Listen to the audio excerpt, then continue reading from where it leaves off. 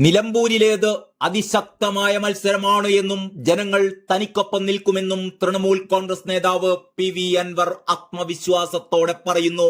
അൻവറിന്റെ കരുത്ത് ജനങ്ങളാണ്. ഇരു മുന്നണികളെയും പരാജയപ്പെടുത്തുക തന്നെ ചെയ്യും. ഭൂരിപക്ഷം പ്രവചിക്കാൻ ഇല്ലെന്നും അൻവർ ന്യൂസ് ചാനലുകളിൽ പറയുകയുണ്ടായി. തന്റെ മത്സരം ആരെയാണ് ബാധിക്കുക എന്ന് ഇപ്പോൾ പറയാനാവില്ല. മത്സരം ജനങ്ങൾക്ക് ഗുണം ചെയ്യും. പിണറായിയും VD സതീശനും ഒരു ഭാഗത്തും ജനങ്ങൾ മറുഭാഗത്തും നിൽക്കുന്ന ഒരു തിരഞ്ഞെടുപ്പാണിത്. ഇരു മുന്നണിയിലെയും വോട്ടർമാർ തനിക്കൊപ്പം നിൽക്കും. ജനം വഞ്ചകരെ തോൽപ്പിക്കുമെന്നും പറഞ്ഞ അൻവർ മുഖ്യമന്ത്രിക്ക് മറുപടി ഇന്ന് നൽകുമെന്നും വ്യക്തമാക്കി. വഞ്ചകൻ എന്ന വിളിക്ക് കൃത്യമായ മറുപടി നൽകുമെന്നാണ് അൻവർ പറയുന്നത്. അതേസമയം PV അൻവറിനെ മുന്നണിയിൽ എടുക്കുന്നതുമായി ബന്ധപ്പെട്ട് കോൺഗ്രസിൽ വിഭിന്നാഭിപ്രായം തുടരുകയാണ്. ചർച്ചകൾ പൂർണ്ണമായി അവസാനിച്ചു എന്ന് പ്രഖ്യാപിച്ച ശേഷവും അൻവറിനോട് ചില കോൺഗ്രസ് നേതാക്കൾ സംസാരിച്ചതായാണ് വിവരം.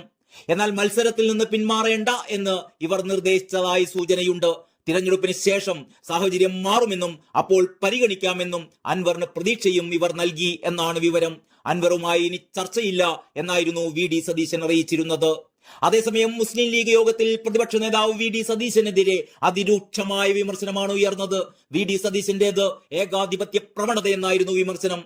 PV അൻവർ പ്രശ്നം നീട്ടിക്കൊണ്ടുപോയി ഇത്രയും വഷളാക്കിയത് സതീശനാണ് എന്ന് യോഗത്തിൽ അഭിപ്രായം ഉയർന്നു. മുസ്ലിം ലീഗിന് ഒരു കാലത്തുമില്ലാത്ത അവഗണനയാണ് കോൺഗ്രസിൽ നിന്ന് ഇപ്പോൾ ഉണ്ടായിക്കൊണ്ടിരിക്കുന്നത്. ഇങ്ങനെ പോയാൽ പാർട്ടിക്ക് വേറെ വഴി നോക്കേണ്ടി വരുമെന്നുകൂടി യോഗത്തിൽ നേതാക്കൾ അഭിപ്രായപ്പെട്ടതായാണ് വിവരം.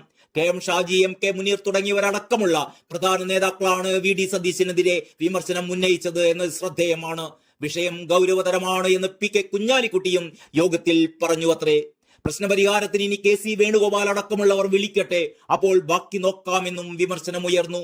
VD സതീശനും മുന്നണി മര്യാദ പാലിച്ചില്ല. സതീശനും അൻവറുമാണ് പ്രശ്നങ്ങൾ നീളാൻ കാരണം. മുൻപ് ഇത്തരം പ്രശ്നങ്ങളൊക്കെ ഉണ്ടാവുമ്പോൾ ലീഗ് ഇടപെട്ടാൽ പരിഹാരമുണ്ടാകുമെന്ന് വിശ്വാസം ഉണ്ടായിരുന്നു.